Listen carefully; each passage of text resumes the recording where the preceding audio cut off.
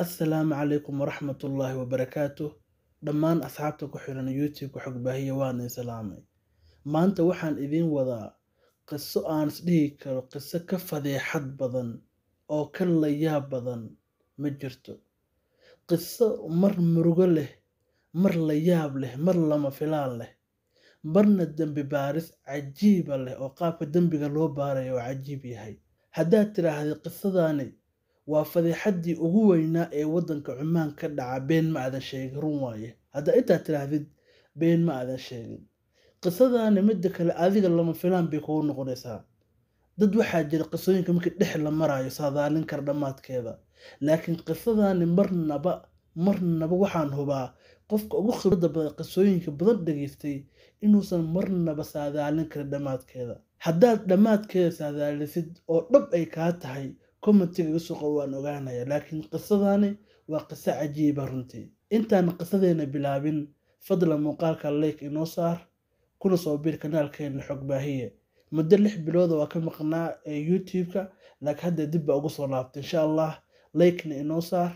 subscribe inoo taabo haddaad awoodina share inoo dheh marka qisadeena bilaabanayna mid kale waxaan idin sheegay qisada tani waa la qariyaa inta badan dadka magacyadooda lama sheego dadka jilaaya qisada ku socoto magacyadooda lama sheego waa la qariyaa marka anna waxa ku darayaaba wadanka Cumaan baa sheegay laakiin xitaa magaalada ay ka dhacday sheegay maayo dadka magacyadooda saxda ma ahan ee waa magacyo aan anigu aliftay laakiin qisadani waa qiso dhab ah oo jirta oo wadanka Cumaan aad looga yaqaan waaye waa fadeexadii ugu weyneed waaye marka qisadeena waa bilaaban doonaa insha Allah qisadeena waxay ku bilaabanaysaa booliska ayaa maalin waxa u yimaaday nin aad u daalan oo hin raagaya oo neef badan tuuraya wuxuu yiraahday walaalkay muddo 48 saac waa la la'yahay meel uu jaan iyo cirib dhigay waa la la'yahay laba maalin lama hayo meel uu aaday markaas ninkii booliska wuxuu yiraahday dee walaalka waxa laga yaabaa maadaama nin weyn yahay inuu magaalo kala aaday inuu meel kala jiro baa laga yaabaa wuxuu yiri maya wuxuu aniga iyo walaalkay hal guri baa wada deganaanay inta bas ma arki jirin saddexdii maalin marba is arki jirnay labada maalin marba is arki jirnay laakiin inta badan hooyo guriga joogta ma dhaafi jirin hadduu shaqo aadayo hadduu meel kale aadayo hooyo waa soo salaami jiray oo u tagi jiray laakiin hooyo markii aan wareystay waxay tiraahday wiilka muddo 2 maalin lama arkin haddana waxa waxna lambarkiisa la qaban maayo mid kale gaarigiisii waa la la'yahay meel uu yaalaba xitaa inta waxaba ku sii raacdaba meeshu ka shaqeyn jiray ayaan tagay waa weydiiyay waxay dhaheen 2 maalin ma arkin marka wiilka xaaladaas ku sugan yahay waxba jire marka hala raadiyo arintii nin dambi baar ah oo khibrad badan oo maskax badan baa loo xil saaray waxa la kiiska soo xalay oo wiilkaas ay kala yihiin nolol iyo geeri mid ugu keen hadduu dhintiin u keen oo u sheeg haddii la helayna waa alxamdulillah waa la helay waa sidii loo baahnaa waay marka wiilkii baa raadin lagu bilaabay raadinta xagee laga bilaabay dadkii asxaabtiisa ahaayo dhan baa la wareystay wiilkaas magaciisa waxa la oran jiray Axmed waa iska dareemaysaa ana qisada magacyada waa la qarinayaa sababta loo qarinayana gadaal baa ka ogaanaysaa qisadani way dhacday laakiin dad ku dhacay waa la qariyaa marka wiilkan magaciisa waxa la Axmed marka Axmed asxaabtiisa iyo dhan baa la baaray waxa la yiraa cadaawad ka dhaxaysay markaas waxa la wiil Umar la yiraahdo kulli asxaabtiisa waxay isku waafaqeen wiil Umar la yiraahdo in cadaawad ka dhaxaysay wiilka Umar la yiraahdo buu dambi baarihi u tagay guriga muxuu uga garaacay wuxuu yiraahdaa waxa la la'yahay Axmed ma aragtay wuxuu yiraahdaa Axmed buu yiraahday ifan ba hadii la heli lahaa xitaa waa ka nixlaa in la helaa waa ka naxayaaba laakiin waxaaba ka sii jeclaan lahaa Axmed meydkiis in la isagoo dhintay in la helo baa ka jeclaan lahaa sida idinku ogeyn ba anagu ogeyn meeshuu jiro iyo meeshu ku maqaya anagu ma aqaani buu yiraahday laakiin ifan ba hadii meydkiisa la heli lahaa waa ku farxi lahaa marka dambaari waa yaabay isagoo yaabo albaabka ka xirtay albaabkii buu jug ku soo siiyay dambaari waa yaabay bismillah war maxaa qaldan wuxuu albaabka noogu xiray saahadhow dambaari wuxuu u yimaaday wiilkii la waayay walaalkiis oo haday booliska ugu yimaaday wuxuu ku yiraahday war walaalka Axmed lambarkiisa horta ii sheeg lambarkiisii baa loo sheegay meesha taleefanadu tagay dambi baarihi lambarkaas wuxuu yidhaahday dambi baaraan ahay lambarkaasi waa qof la la-yahay nolol iyo geeri laguma hayo lambaradii ugu dambeeyey ee soo wacay inoo sheeg lambaradii oo dhan baa loo soo bandhigay waa loo qoray markuu soo qortay mid mid buu u wacay kan uu wacay haa ninkaa saaxiibkay waa axmed waa aqaan meesha miyaa la waayay haa warka ma hayo wallaahi hadda adaa ii sheegay mid kaloo haa axmed waa aqaana kulli waa garteen lambaradii hal lambar oo keliya ayaan garanay inta kale lambarada way garteen axmed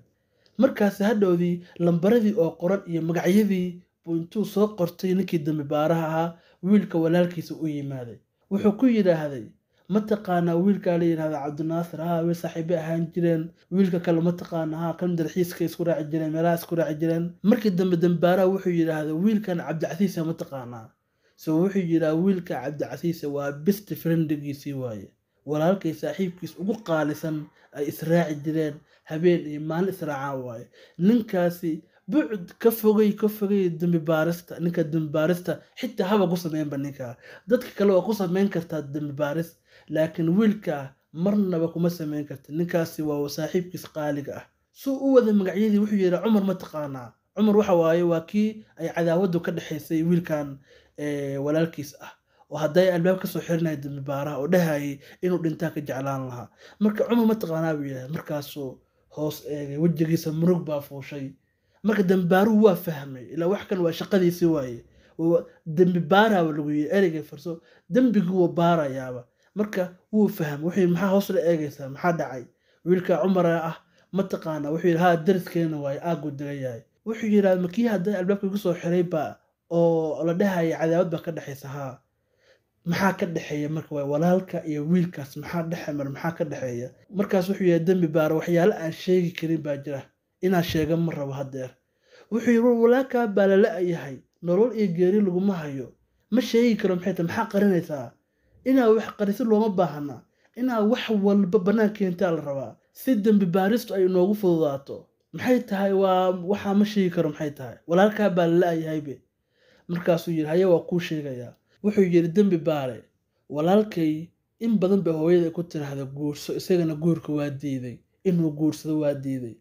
walaalkay waa shabeel naagood buu ahaa intaa naago u tagi jiray oo xiriiro aan ficnayn baa dhex mari jiray aad bis ka fahan gabar iyo wiil markii qol ku kala yeestaan maxaa dhex maraya shaydaankaa saddexeynaya soo nabigu ma dhihi sallallahu calayhi wasalam marka wuxuu yidhaahday wiilkaas walaalka iyo xiriiro aan fiicnayn ayuu gabdhaha la sameyn jiray marka wiilkan cadaawadu ay kala dhexayso hadeer iyo walaalkay saaxiibo lilaahiya bay ahaayeen aada isugu dhow bay ahaayeen markii dambe wiilkan cumar ah wuxuu soo ogaaday in wiilkaas axmed ah ee la la-yahay ee walaalkay ah iyo isaga walaashiis inuu xiriir ka dhexeeyo weliba wuxuu soo ogaaday xiriirka dhex maray oo ka dhexeeya nooca uu yahay buu soo ogaaday halkaasuu cadaawad ka qaaday in badan buu wuxuu ku fikeraya inuu walaalkay dilo annagan in badan baa ka taxadaraynay marka in badan buu ku fikeraya inuu walaalkay dilo marka si arrintaa u socotay baa arrintaa hadeeraa timaaday oo walaalkay baa la la-yahay marka ani ahaan markii aan is eego shakiga u badan wuxuu igaga jiraa wiilka cumar ah oo cadaawad ay kala dhexaysay marka dambaar wuxuu yidhi marka maxaa noo waalaysaa arrintan waa dembi kiisa dil ah waaye walaalkan waa la dilay qofka dilayna waa wiilkaas waaye maxaa maanta noo wareerinaysay dambaaris maxaa maanta noogu silcinaysay dambi baarihiisa u socday wiilkii cumar ahaa baa la soo xiray qolka dambi baaristaa la geeyey cadaab baa lagu bilaabay waa la xanuujiyey waxaa la yidhaahday waryaa sheeg adaa wiilkii dilay adigaa lagaa sheegaysan yahay cid kale ma dilin cadaab baa lagu bilaabay waa la silciyey aad baa loo xanuujiyey isaga wuxuu dhahayay maya aniga wiilka cadaawad waa naga dhexaysaa laakiin anigu ma dilin waa idiin dhaaran karaa anigu ma dilin heer aan dilin ma ogaarinba dambaariin wuxuu dhahaa maya adigaa dilay dilka walaasha kala dhexeeya baad soo ogaatay kadibna waa dishay maya ma dilin buu dhahayay marka xaalka markuu halkaa marayay maalmahaas booliiska waxaa soo wacay taleefankaas ninka soo wacay wuxuu leeyahay aniga waxaa ahay reer baadiya ay halkaas ari ku raacaa buurahaasaan joogaa qararkaasaan maraa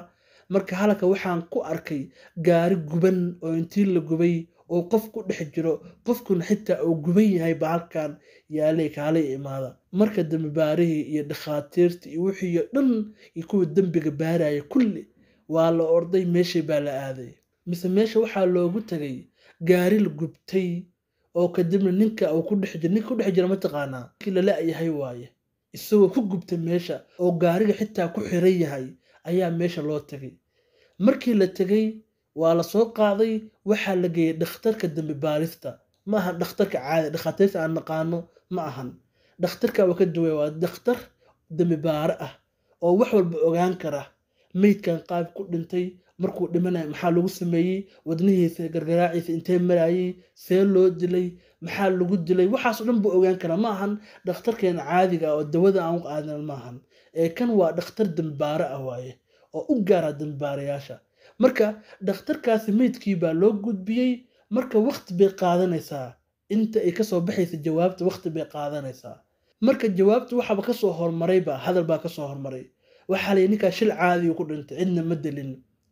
sababtoo ah gaarigaas meeshaas kala dhacay, waa ku qarxay, dee saasuu ku dhintay. marka ninkaa cidna ma wadalin baa la yidhi. arrinkaa markay soo baxday, dambi baarihiina wuxuu go'aansaday kiiska inuu halka kusoo gabagabeeyo, maadaama la yidhi ninkaa cidna ma wadalinba. isaga halkaa shil caadi uu kasoo qaaday. marka dambi baarihii wuxuu rabay inuu kiiska soo gabagabeeyo. ninkii meesha uu ku hayay oo Cumar ahaana oo laga shakisanaa oo la dhahaya cadaawad baa kala dhexaysa Axmed, Cumar waa la fasaxay. dambi baarihiina wuxuu go'aansaday inuu kiiska soo gabagabeeyo.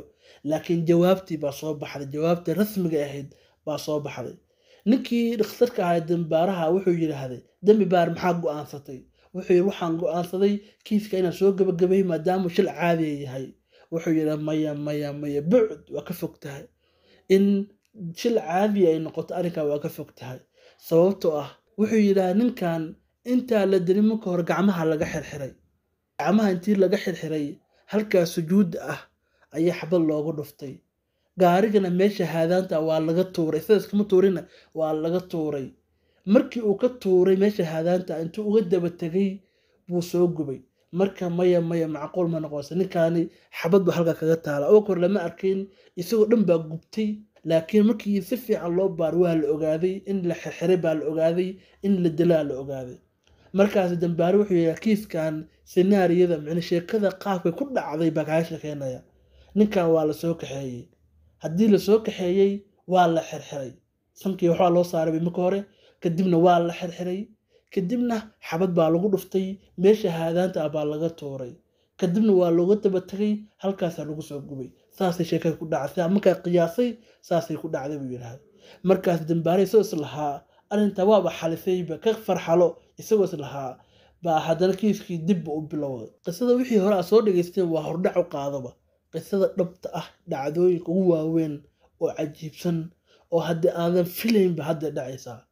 dambi baaristii ugu cuslaydna hadda dhacaysaa. ninkii dambi baaraha Cumar wuu fasaxay. nin kaliya la isdhahayo oo looga shakisanaa inuu dilay Cumarna waa la fasaxay, horaa loo fasaxay. markii uu fasaxay ninka Cumar gurigiisa wuxuu dhigay dambi baarayaal ilaaliya, dusha ka ilaaliya bixitaankiisa, meeshuu aadayo, meeshuu marayo, xitaa taleefanadiisa si loo dhageysto. waxaasoo dhan dambi baaris baa ku socotay Cumar oo dusha laga ilaalinayo. isaga lama ogeyn la ilaalinayo, laakiin dusha laga ilaalinayo.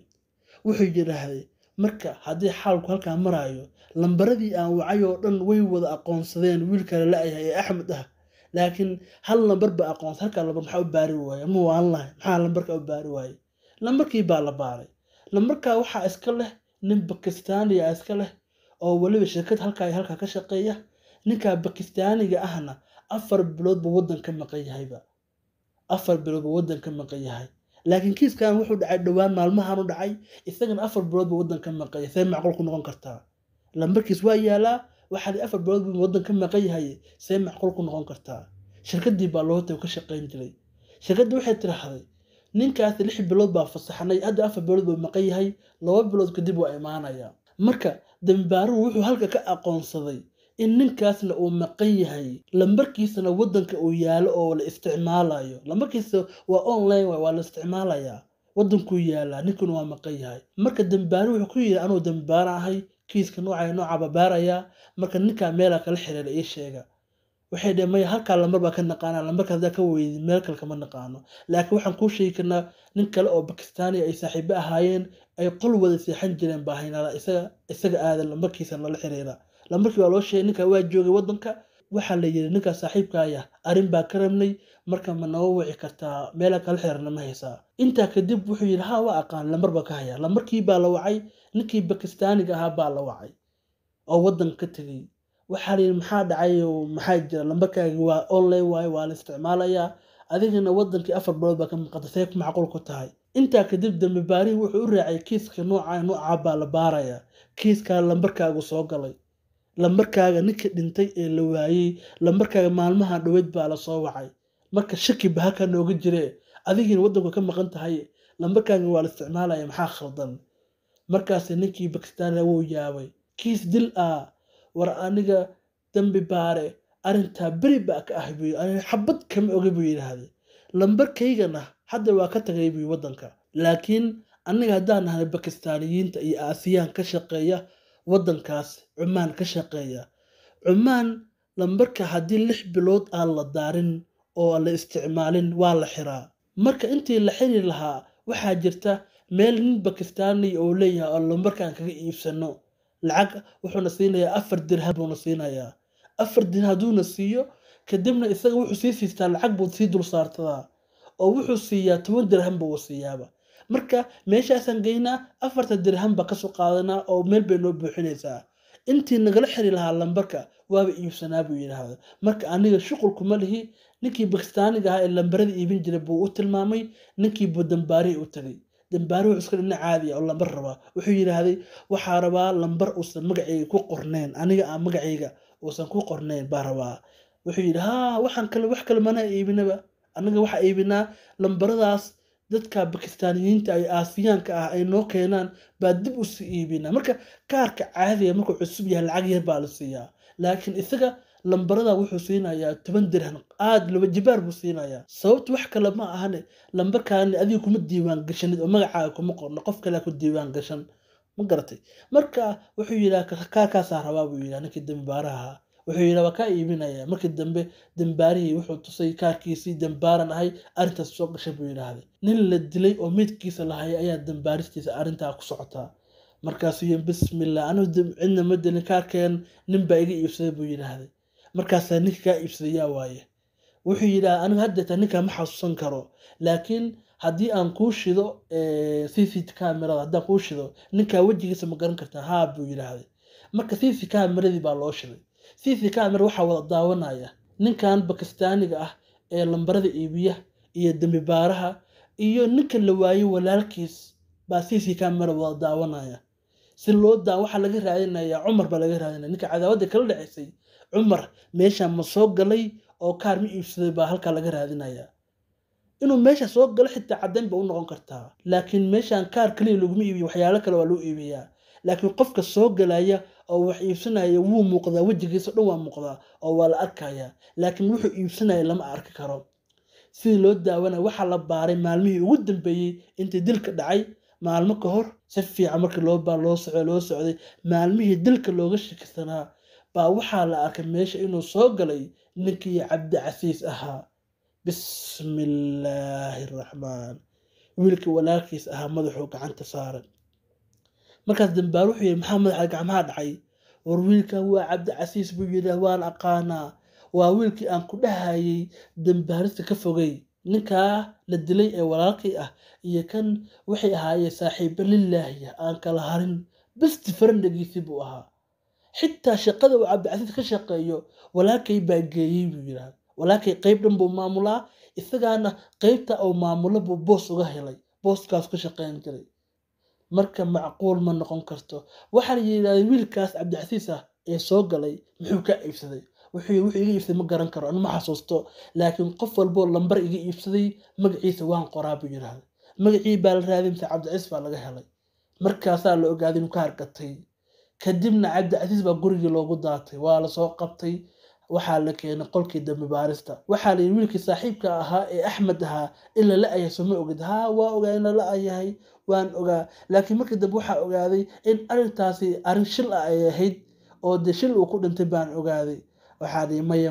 wiilka waa la dilay adigaana dilay markaas uu indhaha taagay Cabdi Casiis wuxuu yiri see ku dili karaa waa saaxiibkeeyay may best friendgeeygi waaye see ku dili karaa qof saaxiibkeeyay macna waa dili karaa shaqada aan ka shaqeeyay ninka iigeeyay waaye see ku dili karaa maya adiga laga shakisan yahay adiguna dulka kugu fooraraa wuxuu yiri si fiican dhageyso cadeymo badan baa ku tusaayay wuxuu yiraahday wiilka saaxiibkaaya maalmihii ugu dambeeyay lambar aan lambarkaagii ahayn baa ka soo wacday. wuxuu yidhi maya lambarkay ka soo wacay. sax, run baa sheegtay buu yidhi dambaarihii. lambarkaa waa ka soo wacday, laakiin lambar kale oo aan lambarkaaga ahaynna waa ka soo wacday maalmihii la dilayay ninkaas oo la waayayay. midda kale sinaariyada kuu sheegaya, wiilka saaxiibka ee gaarigiisa wada raacdeen, waxbaa sanka u saartay, kadibna waa dishay, gacmaha ka xirxirtay, kadibna meeshaas ka tuurtay hadaanta ah, kadibna dee meeshaas kuu soo gubtayba. arrintii buu uga sheekayay, arrintii dhakhtarkii dambaaraha si u sheegay oo kale buu u sheegay. markaasuu ninkii cabdicasiis ahaa indhaha taagay, naxdin, indhihii baa bannaanka yimaaday naxdin darteed. markaasuu yidhaahday dembi baare, haa sax waaye, anigaa dilay, laakiin arrin kalaa jirta. arrintan qisadaasay ku dhacday baa kaa sheekeynayaan, ma qarinaysaa oo dadka ha baahin, cidna ha u sheegin. markaas dambaare uu yidhaahday oo naf dhan baa lala-yahay oo dishay, markaasaa leedahay ha baahin, nin dhan baa dishay, dambiilaaba tahay, maxaa ha baahin ah. markaasuu yidhaahday okay, waan kaaga sheekeynaya qisada, laakiin haddii aan anigu dambiilahay dembigay igu qaad. aniga iyo ninka aad dilayaa khaldanaa, haddii aan anigu khaldanahay khaladkii waa qaadanaya, hadduu ninkaa khaldanaya khaladkiisa sii. markaasuu yidhi hay iga sheekay. adiga hadda qisadaan dhegaysanaya, ninka cabdicasiis saciid baa u qabtay, waxaas leedahay muxuu saaxiibku isku dilay, muwaalayahay buu yidhaa. adiga hadda qisada dhegaysanaya, waxaan hubaa 100% markaa qisadan dhammaato in maankaaga iyo maskaxdaada isbedeli doonto. hadda waxaad leedahay ninkaa muxuu saaxiibkiisa besti farnigiisa ku dilay oo shaqada geeyey, muxuu ku dilay baad leedahay. laakiin adiga maankaaga waa isbedeli doono, anaa og isbedeli doono. laakiin qisada aan wada dhegaysano. ninkii cabdicasiis ka sheekeynaya wuxuu yidhaahday wiilkan axmed la yidhaahdo ee dhintay saaxiibkay qaaliga ah buu ahaa. ninkaas saaxiibkay besti farnigaygu ahaa. annagoo xitaa wuxuu igu darsaday inuu meel aan ka shaqeeyo igeeyo, anoo baalmoodo ah buu meel aan ka shaqeeyo buu igeeyey. xitaa intaa igama harina, shaqada maalmo dhan baan fasax ka qaadan jiray, maalmahaas kasoo baashaali jiray, maalmaha iska goyn jiray, anoo og inuu ninkaasi iga dambeeyo, kadibna arrintayda xalinaayo. wuxuu dhihi jiray iska soo baashaal, alla kaa xalinaya, ana hawsha ilaa ninkan waa meesha guud, managerka guud waaye. ninkan hadda lahaye ee cabdicasiis aana dambaaris ku socotana, ninkaana dee farciisa waaye, laakiin ninka guud ee maamula qaybtaas wuxuu ahaa wiilkaas la dilay axmed ah. marka wuxuu waa iska baashaali jiray. wuxuu yidhaa aniga iyo wiilka saaxiibka iyo axmed ah gabdhahaas ka baashaali jirnay, gabdhahaas kala shukaansan jirnay, gabdhaha dee waxyaalo xiriiro aan fiicnayn baan dhex mari jiray gabdhaha buu yidhaahday. gabadha igu adkaysa isagaa u gudbin jiray, isagaa jilcin jiray, isagaa ka heli jiray wax, hadduu ka helayo haddii kaleba isagaa u gudbin jiray. anna wuxuu iisoo gudbin jiray gabdhaha say ku adkeeya. saaxiibo lilaahi aan ahayn iskama hari jiray habeenkii waqti baa wada qaadan jiray, meheradahaas ka farsan jirnay. wax walba wuu ii sameeyey buu yidhaahday, wax walba wuu ii sameeyey, xitaa mushaarkii buu ii kordhiyey, xitaa lacaga dheeraad uu siin jiray. saaxiibkay buu ahaa. laakiin arrin baa dhacday. maalin maalmaha ka mid ah wiilka saaxiibka iyo axmed baa ii yimaaday. wuxuu yidhaahday niyow waxaan ka helay gabadh aad u qurux badan oo nin baa qaba, laakiin gabadhaasi aad bay u qurux badan tahay. gabadhaasi gabdhaha kale waa ka duwan tahay buu yidhaahday. gabadhaasaan rabaa inaan gurigeeda ugu tago. waa isfahnay, waa wada xiriirnay, laakiin gabadhaasaan rabaa inaan intaa gurigeeda ugu tago, waxyaalihii aan dumar ku samayn jiray, xiriirkana dhex mari jiray aan fiicnayn. xiriirka waa iska fahmi kartaa, qof maskaxle baa tahay. nin iyo naag hadday qol wada galaan oo dee maxaa dhex mari kara? shaydaankaa saddexaynaya, maxaa dhex mari kara? wixii dhex mari lahaa baa dhex mara. marka wuxuu yidhaa gabadha inaa u tagaa rabaa, guriga ugu taga, waa qurux badan tahay, inaa nimcadaa saaran buu yidhaahday, inaa iska jaqaa rabaa buu yidhaahday. wuxuu yidhaa laakiin nin baa qaba. ninkaa qaba shirkad buu ka shaqeeyaa, shirkaddaa ku tusayaa, ninka wejigiisa ku tusayaa, meeshuu ka shaqeeyo iyo booskoo faristaa ku tusayaa. marka adiga shirkadda albaabkeeda hore gaarigaaga dhigo, anigana gabadhii baan aadayaa, gurigaan ugu tagayaa, halkaasaa wixii aan kusoo samaynayaa. ninkan marka uu soo baxo isoo waxaad tidhaahdaa war ninkii waa soo baxay meesha kasoo carar dheh, anaba kasoo cararaya. shirkadda albaabkeeda ayaa gaarigaaga dhiganaysaa, halkaasa ka eegaysaa, ninka iga ilaalinaysaa. hadduu soo baxo waa soo wacaysaa, gabadh waa kasoo tegayaa. haddii kale wax ka baqaya anoo ogeyn intuu yimaado inuu igu qabto waxaa aniga iyo xaaskiisana dhex maraya, inuu igu qabta ka baqaya. wiilkii wuxuu yidhaa saaxiibkay baa tahay, ma best friend baa tahay, intaa kalima ku sameyn waay, ninka waa ka ilaalinaya buu yidhahda. haye ninkii cabdicasiis ah waxaa lasoo tusay ninkii qaba gabadha uu sheegayo iyo meesha uu fariisto iyo wejigiisa lasoo xitaa gaarigiisa la tusay marka halkaasuu fariistay gaarigiisu dhigtay halkaas wuxuu ka ilaalinayaa in ninka uu soo baxo buu ka ilaalinayaa kadib maalintii kuwa saasaa dhacday ninkii axmed ahaa gabadhii buu aaday ninkii kalena cabdicasiis ahaa ninkii shirkadda ka shaqaynayay albaabkiisa intuu gaariga dhigtay buu halka ka ilaalinaya soo u ilaalinaya ninkii ma soo bixin markii dambe waxaa soo wacay axmed baa soo wacay wuxuu yidhaha cabdicasiis saaxiib meesha isaga tag gabadhi waa kasoo dhammaaday buu yidhaahday markaas ayuu cabdicasiis meesha ka tagay oo xaafadiisa aaday maalintii koowaad maalintii labaad saddexaad afaraad tobanaad iska daayay war bilay socotay arrintaasi ninkaas saaxiibkay ah gabar la qabo ayuu xiriir gogoldhaaf xaaraan la samayn jiray maalin walba bilay socotay bilo 8 bilood markii ay maraysay baa maalin maalmaha ka mida ninkii soo baxay ninkii axmed oo gabadhii la jooga baa maalin maalmaha ka mida cabdicasiis isoo ilaalinaya albaabkii ilaalinaya shirkaddii ilaalinaya baa waxaa ka soo baxay ninkii la dhahaya ninka uu u tilmaamay marka cabdicasiis wuxuu yidhaahday warnigii ma wacdaa saaxiibka matala meesha ka carar ninkii waa soo baxay laakiin wuxuu yidhaahdo wardaha maanta ha lagu qabtee ninkaas xiriir gabadh la qabo ayuu 8 bilood mar walba u tagayay waxa laga yaabaa bishii 4 mar 5 mar buu u tagi jiray naag la qabo maalin walba ku daba meereysanaya xitaa ma dhamaanayso wixiisa 8 bilood sanad bay ku dhowday intuu naagta aadaya muwaaliya isaga daha lagu qabtee wixii laga yeelna laga dilo doono xaq baa u leeyahay way waxaan waa xaraan naag la qabo lama aado waa run ninkii wuxuu yiri daha lagu qabtee ma wucinba cabdicasiis ma wucin axmed ninkii baa soo baxay shirkad ka soo baxay gaarigii soo qaatay jihada uu axmed aadi jiray ma ahane jiha kale uu ninka aaday bismillah wuxuu ninka axmed ama qof khaldan buu aniga tilmaamay ninka xaggee u socdaa xaafadiis ma socday gaarigiisu daba galayba soo u daba socday ninkii wuxuu galay dhismo ay degaan dadka iskaabulada baa dega oo shaqaalayaasha ah waxaa jira qof baa magaalo kale laga soo kaxeynaya magaalo kale u imaanaya ku cusub yahay shaqaalayaasha cusub oo magaalada ku cusub baa inta badan dega midda kale dhismahan ma aha dhismo family ay degi karaan dhismahan waa wada qolqol waaye qolna iskaabulada degta de family inta badan qol iyo 2 qol isku furan 3 qol iyo jika iyo sooli isku furan waxaas dadku inta badan familku Kristaan laakiin ninkan guri lagu yaqaan iskaabulada inay degaan buu degan yahayba markaasuu yaabay warninkii axmed ama qof khaldan buu tilmaamay bismillah kadib axmed wuxuu axmed warninkii qof khaldan ma ay tilmaamtay nin qof khaldan ma ay tilmaamtay wuxuu ma biri ku iimaana biri ku sheegaya maalintii ku xogta u yimaaday wuxuu ninka waa kaasay ninka nooca ah waaye marka aku tilmaamay mise ninkii waa ninkii dhismaha iskaabulada galayay cabdicasiis waa ka qariyay arinta wuxuu ka qariyay ninkan inuu degayaa dhisma ay degaan dadka iskaabulada ah oo aan xaasalayaasha ahayn wuxuu yiraahday hay ninkaas hay maalintii ku xigtay buu haddana yiraahday axmed wuxuu yiraahday niyo gabadhi ba aadaya adiga ninkii iga ilaali ninkii buu markuu gaarigiisa soo dhigtay ninkii cabdicasiis gaarigiisa meeshiisii buu soo baakintay kadib waa ka soo degay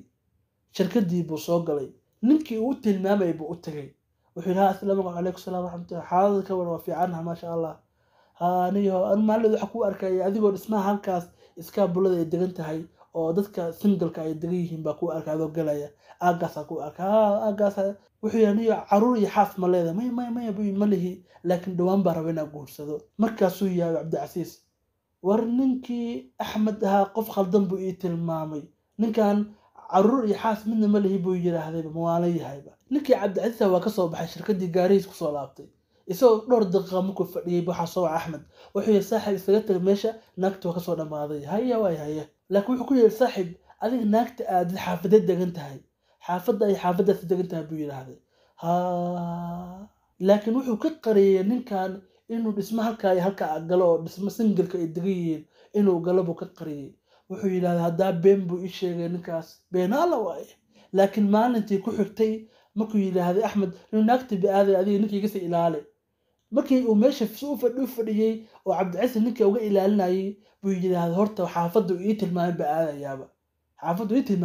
waa soo baarayaaba beenaal waay ninkaas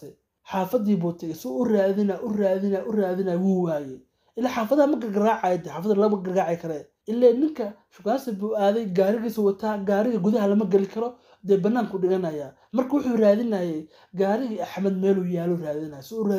raadinayay waaba waayeyba wuxuu yiri ninka been badana xaafadda ma imaanba muxuu been ugu sheegayaa annaga shirkadiina aadama ka ilaalin maynay xaafadda iska aadayaaba xaafadiisu yimaaday mise wuxuu arkay xaafadiisa xaafad dariska ah gaarigii axmed oo yaala la xawla walaa quwwata illaa billah waninkii saaxiibkii yahay axmed ee dhahay gabar la qabaa raba inaan aado ilaa dariskeenu ka qaraaban jirayba arninkan waa nin iga cilmi badan bismillah isagoo yaaban buu gurigiisa soo galay gabadhii shaqaalaha ahayd markii cabdicasiis aragtay ilmakiisa u saartay bay isku naxday naxdin iyo dhidid baa fog ka soo yidhaahday markaasay gargariirtay markaasuu yiri maxaa kaa khaldan maxaa la gargariirtay maxaa dhacay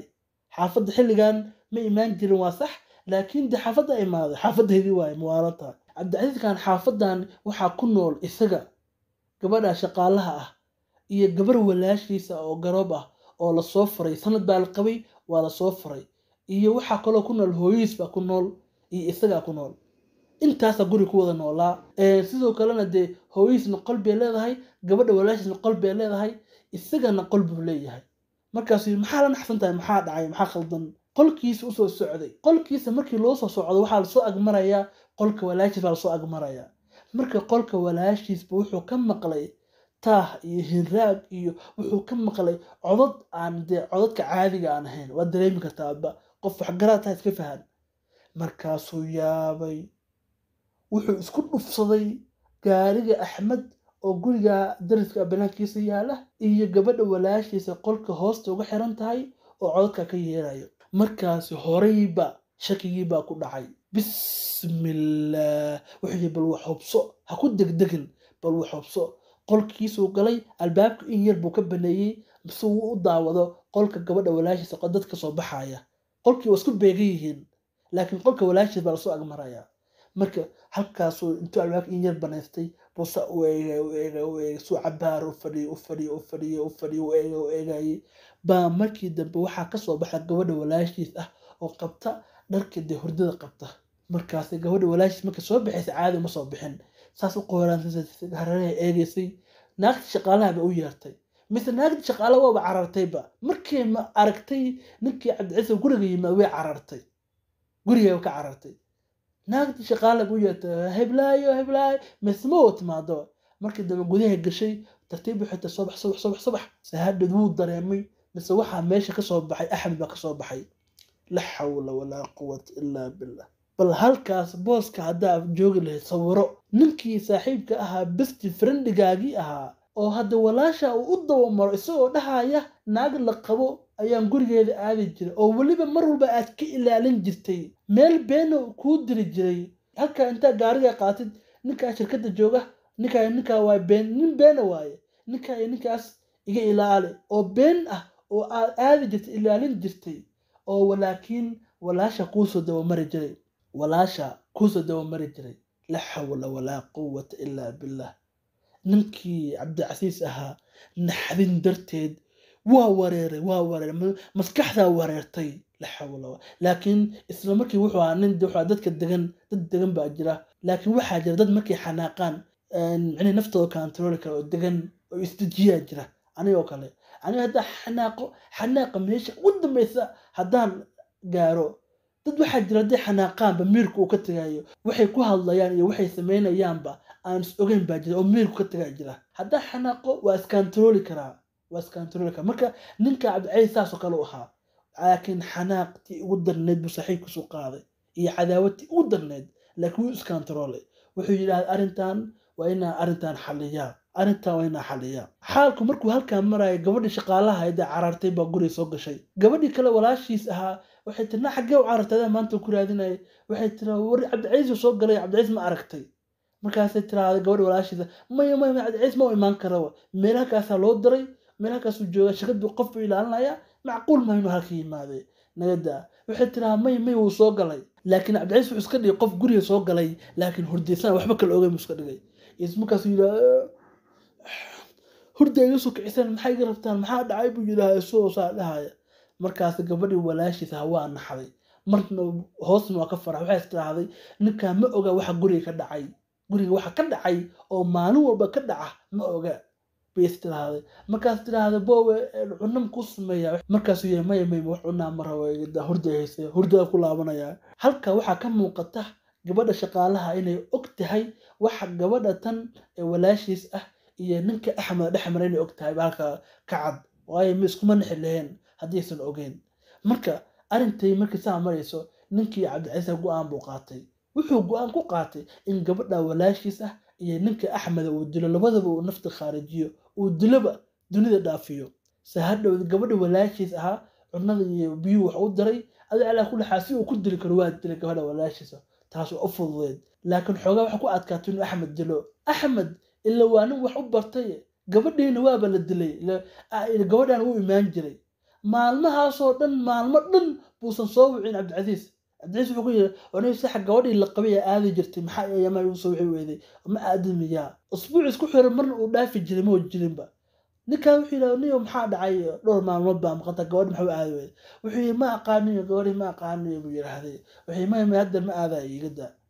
laakiin markii dambe wuxuu go'aansaday Cabdicasiis wuxuu yiraahday niyo Axmed oo saaxiib adiga maalinba gabar baan ka eegi jiray ku ilaalin jiray gabar la qaba aadi jirtay ninkeedii baa anigana ka ilaalin jiray oo shirkadda u farsan jiray wuxuu yiri aniga gabar baan jeclaaday gabadhaasna waxay degan tahay baadiye fog bay degan tahay ina gabadha isku raacnaa rabnaa marka ina keen wuxuu yiri maxaa dhacay saaxiibkii qaaliya tahay basta farnigeeya tahay maxaa isku raaci weynay abaal weyn baa ugu leedahayba wuxuu yiraahday niyo gaarigayga ayamahan cilad baa ku taagan oo waa xun yahay gaarigaaga kaxaysanayna haye gaarigii waxa la soo kaxaystay Axmed gaariga Axmed baa wada sidii meel dhexe loo maraayay qar markii la maraayay meel qar ah baa hadhoodii ninkii Cabdicasiis ahaa wuxuu niyo gaariga qabooji halkana wax ka soo qabsanayaa wuu degay Cabdicasiis wuu u soo wareegay arintii yareed buu soo fadhacdhac waxa jirta wax sun camal oo kala boosanka u saaray markaas meelkii baa ka tagay Axmed markuu meelka ka tagay oo gacmaha intuu ka xirxiray halkaas juudan xabad kaga dhuftay ayuu gaariga intuu qabtay buu haadan kala tuuray gaarigii haadaantii buu ku dhacay halka markuu dhacay uu uga daba tagay kadibna halkaas ku soo gubay waa qaabkii dhakhtarka dambaaraha qaabkii uu qiyaasay sideedii bay ahaydba ilaa dambaariyaasha waxa jira qaar maskax badan baa jira marka saasuu ku dilay ninkii Axmed ahaana wuxuu yiraahdaa qisadaas dhacday marka Axmed miyaa khaldan mise aniga khaldan markaas markii qisadiisa loo dhageystay bismillaah ninkii waa la qabtay xukun baa lagu fuliyay sanada la xiray dhowr sano maadaama ninkaani oo ninka walaashiis u daw mari jiray khalad uu sameeyay dambiilana ahaa walaashiis inuu dilana waa caadi oo ayadana gabadhan waxay ahayd zaaniyad bay ahayd markasta waa la dili lahaa sababtoo ah gabar garoob ah oo mar guur soo martay haddii zina ku dhacdo waxaa la yiraahday waa la dilaya dhagax baa lagu dilaya nafta la dhaafinaya ninkaana arin xun buu ku dhaqaaqay saaxiibkiis walaashiis u daw mari jiray sidaa xukunkii loogu fududeeyay dhowr sano la yiri ha lagu xukumo dhowr sano lagu xukumo ninkii xabsi baa la geliyay markii dambe wiilka walaalkiisa ninka la dilay Axmed kii la dilay wiilka walaalkiis ahaa markuu qisadii maqlay arintiisa dhabta loogu sheegay wuxuu ninka waaba cafiyay ninka Cabdicasiis ah ee walaalkay dilay xaq buu ku dilay haduu waxa sameeyay walaalkay oo khaladka ku dhacay anigu waa cafiyay buu yiraahdaa Cabdicasiis markii dambe xabsiga laga soo sidaayay waaba la cafiyay marka sidaa daraadid buu Cabdicasiis u lahaa arinta hala qariyo hooyadiis wiila hadda ma oga marka ninkii hooyadiis waa ka xistay waxaanay wadamadaas aaday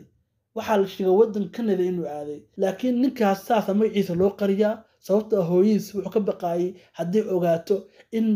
ceeb dartiis ay la dhimato naxdin dartiis inay la dhimato buu ka baqay saasaa loo qarinayaa magaca cajiib ay qisadatan kolay qisadii labaad ee ugu cajiibsaneed ay YouTube soo galiyay waaye midda koowaad u baahan tahayna linkiisa waxa ku soo dhigaya qaybta commentiga halka ka eego marka cajiib way walaa qisa cajiib ahayd waan salaamaya muuqaalka like inoo saar